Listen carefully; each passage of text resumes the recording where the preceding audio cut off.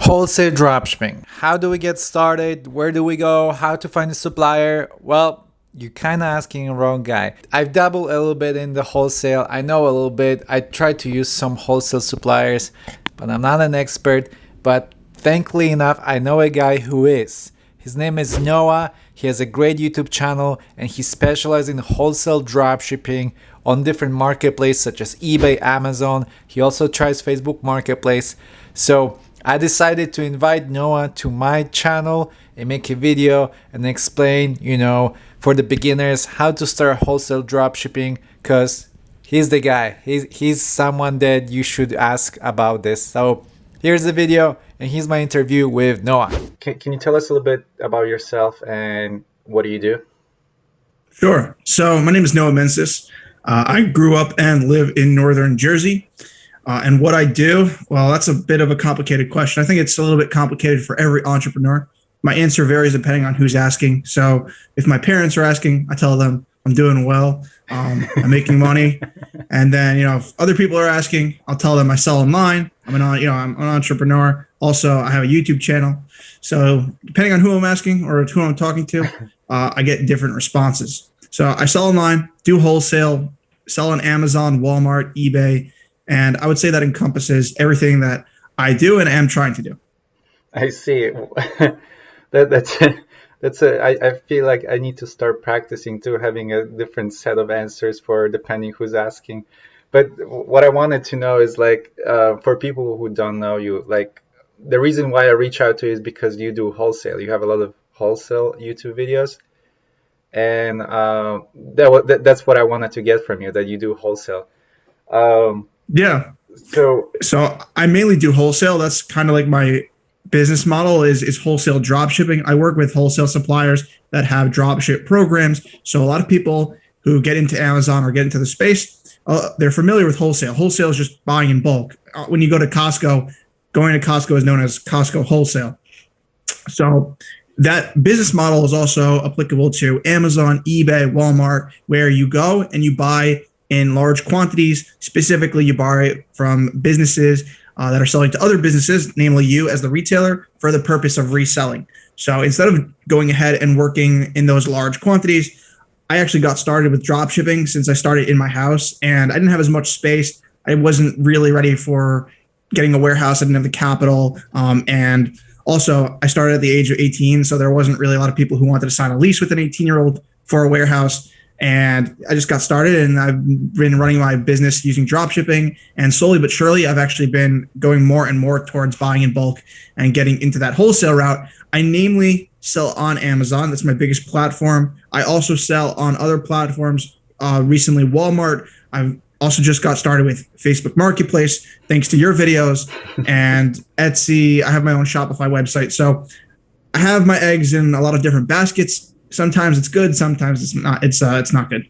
You just answered a bunch of my questions I was going to ask you. You literally answered like 3 or 5 of them. So there you go. And in this, I try and save time. in this one answer. So hold on, because I'm not sure if I cut that right. So you said you started with dropshipping when you were like 18. You didn't do like the bulk. You didn't buy in bulk and store it in the warehouse, right? You when you were yeah. No, I'm thinking of my answer because, I've done a lot. Before we move on, don't forget to like this video, subscribe to my channel, and also check out Noah's channel. I'm gonna leave a link to his channel under this video, so make sure to go ahead and check out his videos because he knows way more about wholesale than I do. But let's continue. I want to start a wholesale dropshipping. I did a little bit in the past. I used some of the wholesalers, didn't have a really great experience. Like CJ Dropshipping, I think. Okay, I'm sure you know what their website is. I didn't really have a great experience with CJ Dropshipping. So if I want to get started, what suppliers would you recommend for like a beginner, or like websites to find suppliers? So the way that I got started, I didn't initially get started with wholesale. I actually wasn't even familiar with the wholesale route. As after high school, I was looking for a way to go ahead and make some money. So what I found was called Amazon FBA, namely private label. I took a course from Tanner J. Fox. And during that time, I didn't really have any knowledge about market research, finding a good product communicating with suppliers. So I took that course, and I guess as most people do with private label, I thought I'd made it big. I'd found a product. I went to Alibaba, found a manufacturer in China, got that product, and ordered 300 units. And after around 7 months, I had only sold, I think, about 25. So namely, that didn't go too well, and I lost a lot of money in terms of, I tried running Facebook ads. I tried doing a couple of other things, giveaways, and then also with the storage fees from Amazon. So I lost a lot of money during that phase. And at the end of it, I still had my product. So I was out roughly, I believe, around probably close to like $3,000 to $4,000. And I still have those products sitting me. They're actually literally in my attic right above me. And I actually keep them as a reminder of always, always, always do your research. I know in entrepreneurship, there's this mentality where you have to go ahead and you just have to go straight into it. You can't even, don't even take time to think about it. But I've always found that, slow and steady wins the race. That saying is not there for no reason.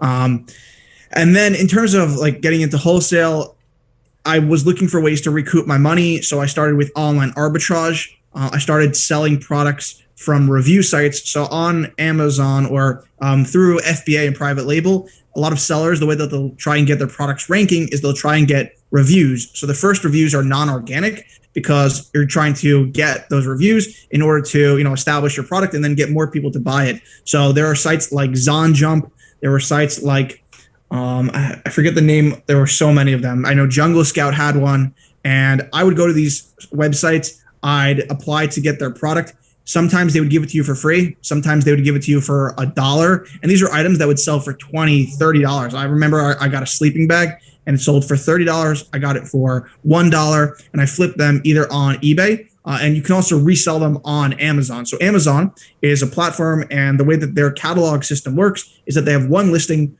for every offer. So I would go ahead and I have the same item as that seller. Now you can get into the morality of all this, but I would resell it on their listing and I would flip it. So the margins were really good. Sometimes the turnaround time was not. I still have some of those items as well, but I was able to go ahead and I was able to make a decent amount of money. And the second half of that was I would also do reviews. So people would allow you to get the product for, let's say, $1 or even free, but they would also pay you to leave that review. So I was getting $20, $25 to leave that review. All in all, each transaction netted me roughly probably close to $20 to $50 in between there. So it was very profitable. It was very good. It's just not sustainable. And then eventually I was not allowed to leave any more reviews on Amazon because I guess they determined that I was doing stuff outside of their terms of service. So after that, that's when I got into trying to look for more space inside of the e-commerce market. And one of my dad's friends, he runs a wholesale company. They sell restaurant equipment to local stores as well as they have their own website. They're a very successful restaurant equipment wholesale company. I interned at that company, and that's where I met my best friend. So he has a father who also is in the wholesale space. I guess everyone who lives near me is in the wholesale space. And then, I networked, and they were selling their products locally. So I said, how come you're not selling on Amazon or eBay? And then we came up with this deal where I would sell their products on Amazon and eBay, and they would sell local. And then I started finding my own suppliers, and then I started building from there. Interesting. So, your second half of your question, I know I give long answers. No, it's good. It's good.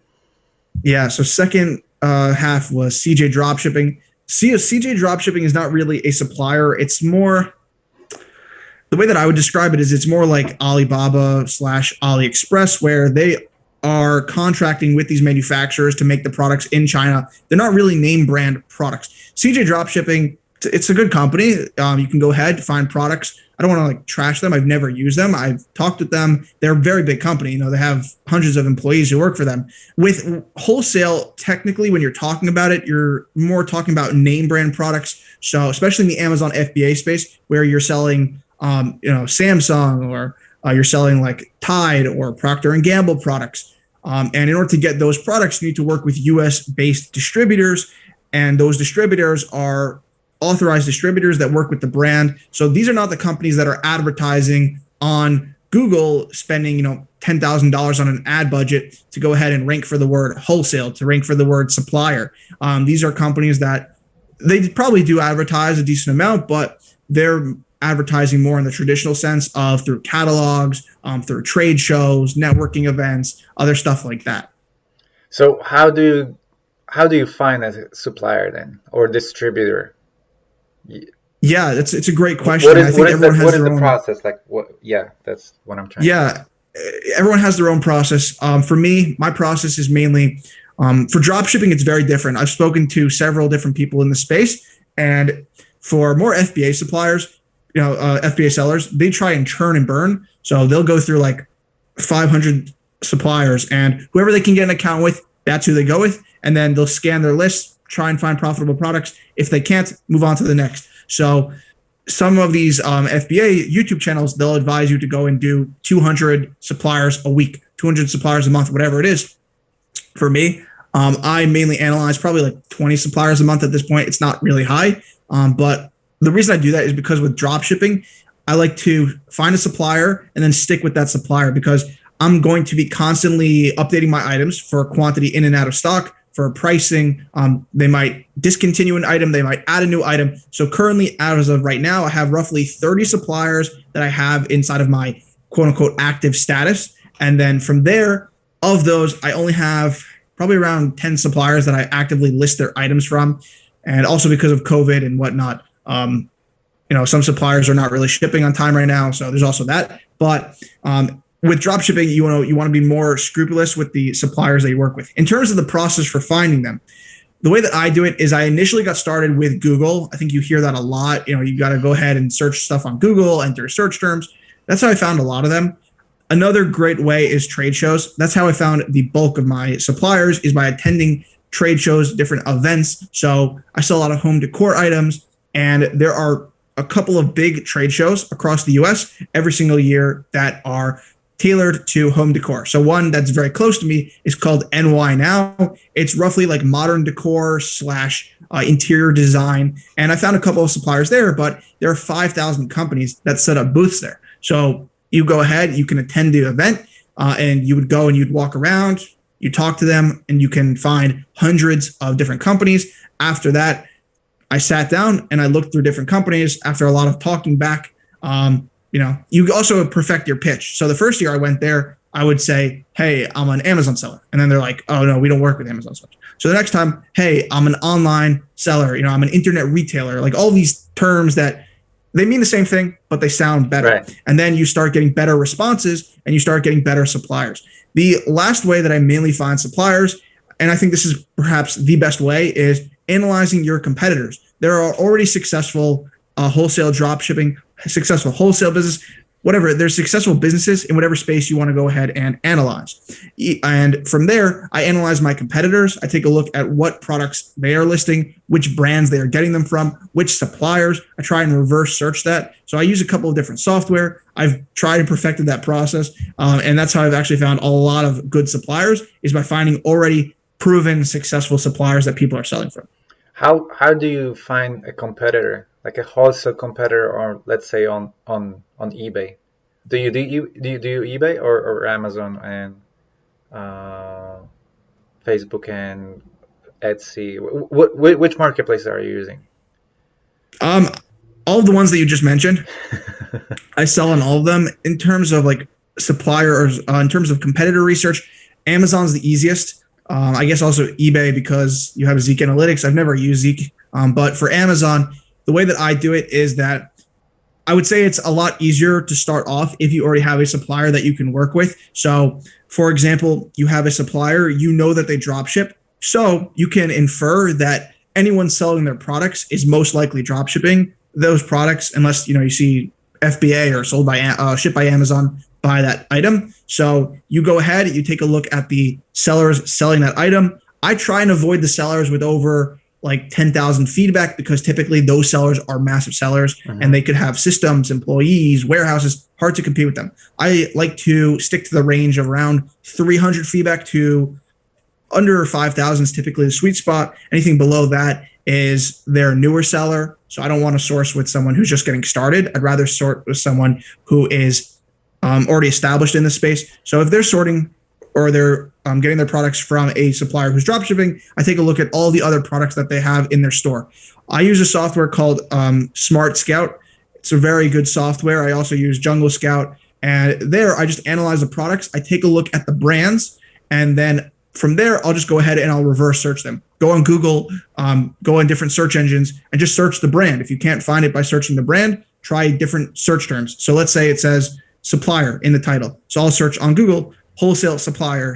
I mean, that was a bad example, but just have like the name and then wholesale company, whatever. And then with Google, you can actually do a lot of advanced search. So this has been something that I've just been playing around with for the past year. You can like exclude different searches. You can include different searches. So if you have it in quotation marks, for example, it has to have that phrase. If you have a subtraction sign next to a word, it has to exclude that phrase. So different things that you can do to manipulate your searches is going to allow you to get closer to that source. And then it's just like a snowballing process of, okay, once you find their supplier, now you have access to 10,000 more products. And then those 10,000 products are being sold by other sellers. So go ahead and analyze the other sellers to see if you can find their products. The one downside here is that typically the products stay within the same niche. So if I start in home decor and I'm sourcing for my competitors, most of the suppliers I find are going to be home decor suppliers. It's going to be hard to branch out for restaurant equipment. It's going to be hard to branch out to lawn care, whatever you want to branch out into. But the other good thing is that with the suppliers, when you find them, they'll tell you which trade shows they are going to. And then you can also go ahead and analyze the trade shows that the supplier is attending, because if that supplier is paying to attend the trade show, chances are then another supplier is going to also pay to attend that trade show. So it's kind of like building off from there. The more data you have, the more results you're going to get. Okay, so it sounds like if I'm a beginner, I need to start. If I want to pitch to those suppliers, right? I need to make myself look like I have a business, right? Because I feel like they don't really want to work with new people on the block. So I guess I would need a website, things like that. Am I right? Am I wrong? You're right and you're wrong. So I guess both. Depends on the supplier. It really just depends. And I get this question so many times. I probably should have made a video on it by now. I'm very lazy. So the answer to this question is it depends, as with a lot of answers in wholesale, because I have suppliers. They have never asked me for my website. They didn't ask me my annual revenue. They just said, can we get your EIN, or can we get your sales tax ID? Send us your reseller's permit and we're good. Call it a day, buy products from us and we'll be happy. Other suppliers, they want a website. They want signed on the line that you're not going to sell their products on Amazon or whatever their stipulations are. Every supplier is going to be different. That's something that a lot of people, they don't get when they're starting out. And it's hard to get because, with retail drop shipping, there are basically no rules differing for each supplier. When you go and you're sourcing from Home Depot, you buy from Home Depot and then you sell the product on Amazon or Walmart or eBay. With Amazon, you have a Prime account, just ship it to your customer. There is no stipulations where you can sell it other than sourcing from Amazon to Amazon. So with wholesale dropshipping, your rules or your methods for selling it are dependent on how you're sourcing it and your supplier's rules. That's why in a lot of my videos, you'll hear me say the supplier is the base, they're the foundation. So yes, it does benefit you to look more professional. I do recommend investing in a website. I do recommend investing in starting a business, getting at least a DBA with a professional business name, having a business email. So my email is noah@mycompany.com. It helps you stand out, and it really just lets you start that relationship off on the right foot. Another thing that a lot of people don't think of is I add a signature to my email. So it says my name, it says my company name, and then it says my title, CEO, and then it has my phone number. So now if the supplier reads that email and they want to contact me, they could just, my emails, my phone number is right there. So all of these things really just come together to make you seem more professional. Last thing I'll say is some suppliers will ask you for your website. Some suppliers will ask you where you sell. Some suppliers will ask for a commercial address. It really just depends on the supplier. Typically with larger distributors or bigger brands that are more established, they don't want to work with people sitting in their basement or people even like me sitting in their bedroom, because when you're working with companies that size, they want to work with people that are selling large volume, especially with dropshipping. A lot of people also don't get is that dropshipping is not efficient for these wholesale companies. That's why a lot of wholesale companies do not offer dropshipping, is because they would rather sell a pallet rather than have to break down that pallet and sell each unit individually. So the companies that offer dropship programs, it's more money for them. They have to get more employees to pack and ship that. They have to have more space to store the items. They have to go ahead and set up shipping accounts and pay for individual shipping instead of just paying it for LTL or just sending off a pallet or a truckload even.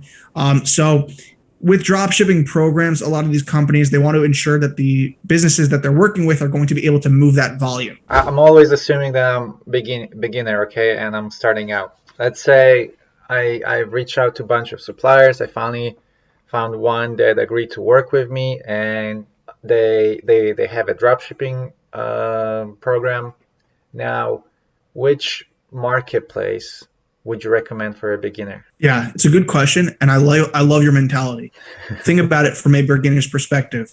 I think often as a more I don't want to say advanced seller, but someone who has experience in this space, someone who's been doing this for a few years, I just often don't think of it from a beginner's perspective. And I'm like, I'll just do this, this, and this because that's exactly what I did. But someone else, they don't know what to do.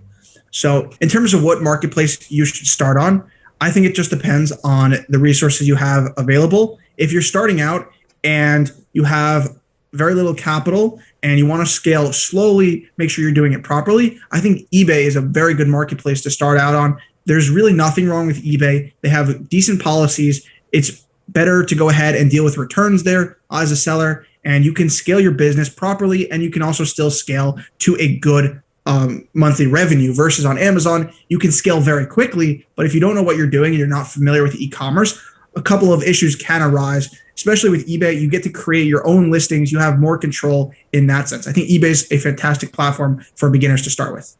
What about Facebook Marketplace?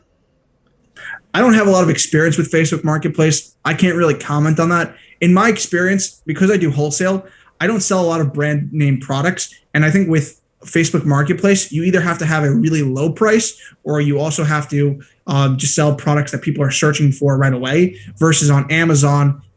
Since Amazon has a million bajillion customers, you can sell something that's very niche and you can still find a good market for it. So I just haven't had a lot of success there. But if you're selling the right products, it could definitely work. There's no listing fee. The selling fees are nominal. So it's definitely another marketplace that you can consider. It's just also about time and return. So the time that you're going to be spending on Facebook Marketplace versus the time that you could spend on eBay. In my experience, eBay is a little bit more automated due to the fact that there's more software and infrastructure, but there are plenty of people killing it on Facebook Marketplace. I feel like with Facebook Marketplace, if you want to do wholesale, I think you should do it through Facebook Shops, not necessarily from your personal account, because I'm recently got my Facebook shop got approved to list on Marketplace, 2 of them, and I can tell that interface itself, for example, it's way more advanced than selling it on as a regular person on Facebook Marketplace. There's way more details that I can put about the listings, about the suppliers, and so if you will go start doing wholesale on Facebook Marketplace, I think you should do it through shops, not through regular account. But that's just what I'm learning right now, and that's why I'm reaching out to you, because I want to scale my Facebook shop and I want to do wholesale instead of retail over there. Okay, that's anyway. How I have mine set up. I have mine set up through Facebook Shops, as well as I also do have shop? Marketplace. Yeah, I think that's the so my way. shop is through Facebook, which is connected to Shopify. So the only thing that is, I guess, wrong with that is that the Shopify to Facebook integration, it's the official Facebook app. It only imports one photo, doesn't import the other photos, and which is, it's not the biggest deal in the world. It's just annoying to view your products on Facebook and then only see one photo versus on Shopify you have 12 photos for your product. And then I've got a few sales. I just sell very niche items. I sell funeral, I sell home decor, I sell lighting. So I don't really think a lot of people are going on Facebook trying to buy a $500 chandelier. So I just need to tailor the products that I'm pushing to the right products that people are going to buy. Yeah, I don't know. You said funeral, and I'm thinking, who goes on Facebook Marketplace to You'd buy be surprised. There are quite a few people selling urns, selling funeral jewelry. Like I know, it's a very weird category to just like bring up, but there's a big obviously there's a big market for it. But on Facebook, people are buying it. That's interesting. Not a million. I got a few sales on Facebook, but there's definitely proof of concept. That's an interesting niche to be in. That's why I chose it. Very few people think of it, so very few competitors. That's the right way to do it. You mentioned something that I mean, I know what it is, but I want to explain it, or maybe I want you to explain it. What is a resale certificate, and how can you get it? Yeah, so a resale certificate, it goes by a couple of different names depending on your state. So the way that I think of it is it's basically what you're trying to get is a sales tax ID. This is your ID that is given to you by your state that allows you to go ahead and not pay sales tax on items that you are planning on reselling. That's a big factor here, is because you are not the end consumer. So let's say, for example, I want to buy this water bottle and I want to sell it to someone else. So I am not the end consumer here. I'm not the one consuming this product. So I would not pay sales tax on this. I would use my resale certificate. In New Jersey, it's called a certificate of authority. So I have the authority to go ahead and I can take this item and I can sell it to you, Patrick. And if you were drinking it, then you can go ahead and you would pay sales tax to me. And then in New Jersey, you register to collect sales and use tax as well. So I would collect the sales tax if you lived in New Jersey, and then I would remit it to the state of New Jersey. I remit quarterly, depending on how much sales tax or how many orders and revenue you're processing. Then you would need to either file quarterly or monthly. And like I said, it depends on the state. So it's called differently in each state. Different states have different ways that they do it. And then there are a couple of states that just don't have sales tax, like Delaware, like Oregon. So depending on which state you're in, you might need to go ahead and look up a couple of different details. Automation. How do you automate wholesale? If, let's say, because you can literally be using any supplier, right? And I'm sure each supplier has like a different system, different platform, different way they integrate with different softwares. How do you automate? Can you automate it, first of all? Yeah, so you can automate it. There are a couple of different systems and softwares. I think it really just depends on how your system is set up. So there are a couple of suppliers that I work with. They don't have any websites. Instead, they just send me an Excel file in my email every week. So from there, my VA will go into the email. She'll take the file and she'll upload it to my software. And I use a software called Seller Champ. It's not for everyone. I've talked to people who like it. I've talked to people who have told me, why would you recommend this? It's the worst software ever. I think they're good for what they do, especially in the market. There is very little competition here. There's Inventory Source, FlexPoint, which is owned by Inventory Source. There's Spark Shipping. There's a couple of other ones out there. More or less, what they're doing is they're connecting to a supplier via either FTP, API.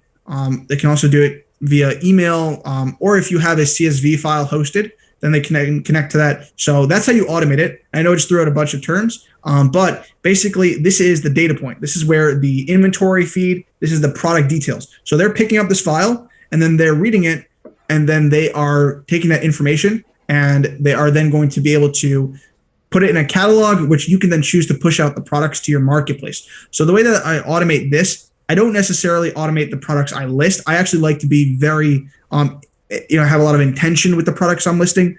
So the way that I automate it is it's automatically picking up new products. So if a product is added to that list, then it'll just be submitted there. And the way that I automate that is depending on how the source is set up. If it's in an FTP or API or EDI, then it's automatically being updated. If it's via a CSV, it's automatically being updated. If it's emailed to me in an Excel, or I have to download it directly from their website, then my VA just handles that and then we upload it. In terms of inventory feeds, it's the same thing. If it's connected to the supplier, then it's automatically updated. A couple of times I'll have to go in and delete discontinued items. Sometimes they don't tell you which is being discontinued. So there is a lot of managing in terms of that. I have a VA who handles that. She's awesome.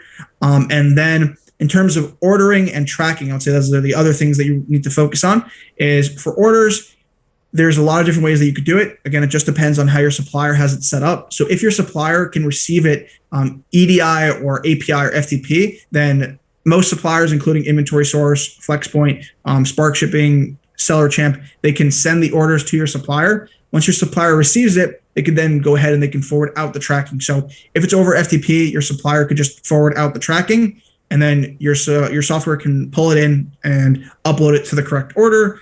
A lot of my suppliers, I send the orders via email. So I'll send it in a purchase order, or I'll send it at the end of the day in an Excel file. So I don't always receive the tracking automatically to the software. I have a VA who sometimes goes in there and she'll upload it. Or if your supplier can give it to you in a CSV format with the order number or the customer number or the purchase order number, whatever you want to go by, and the tracking number, then the software can redirect it to the order. So long answer short, there's a lot of different ways that you can do it. There are a few softwares.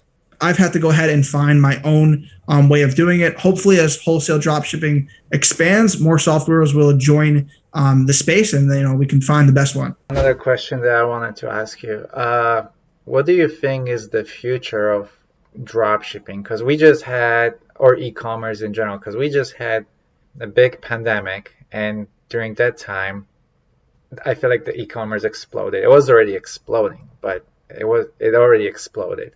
So I guess my question is, what is the future of dropshipping? Which direction are we going? What do you think? Yeah. I don't know if I have the best answer for this, unfortunately. I don't have I'm not, crystal ball. I just want to see your opinion. I'm it's like I know it's like a random question, but I'm just interested. No, it's not a random question. It's a really good question. And there are so many people who can tell you different answers of e-commerce is going this direction. This market grew from 2 billion to 12 billion last year.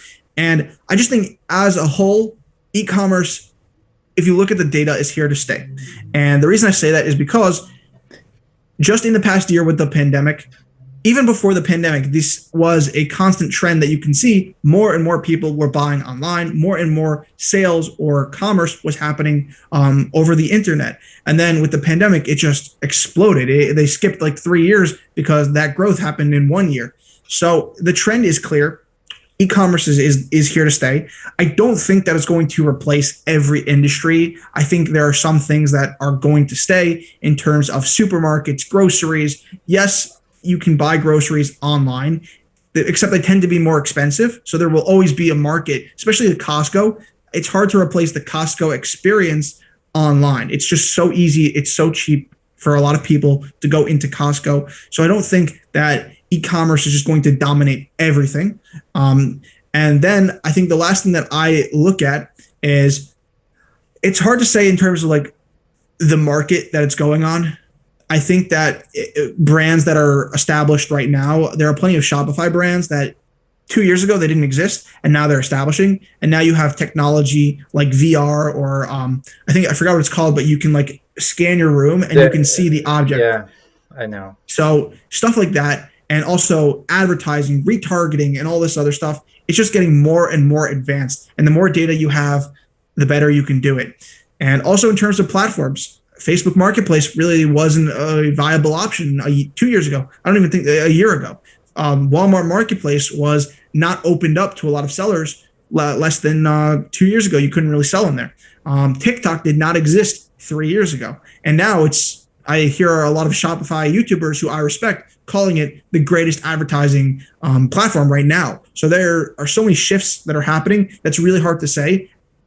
If you look at the micro level, like where things are going, as a macro level though, one statistic that I love is e-commerce makes up less than 14% of all the total retail sales in the US. So if you take all retail in terms of like people shopping online and in store, e-commerce is only 14% of that.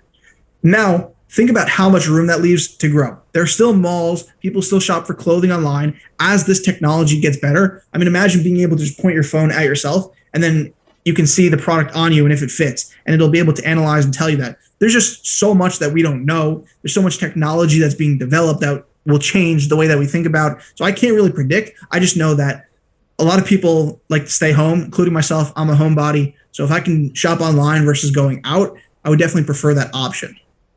Got it. Got it. No, it's been an absolute pleasure. I think we've been running for a while now, and where can people find you? So people can find me. I'm on YouTube. I have a YouTube channel. It's just my name, Noah Mincis. And then also people can find me on Instagram. I have a Facebook group.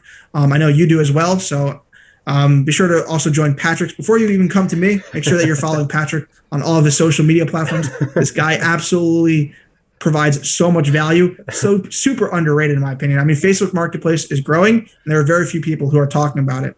And then if you want to find me, you can always ask me questions on my Instagram. Feel free to reach out. And yeah, you know, that's how you guys can reach out. What's your Facebook group name? It's called Wholesale and Dropshipping Mastery.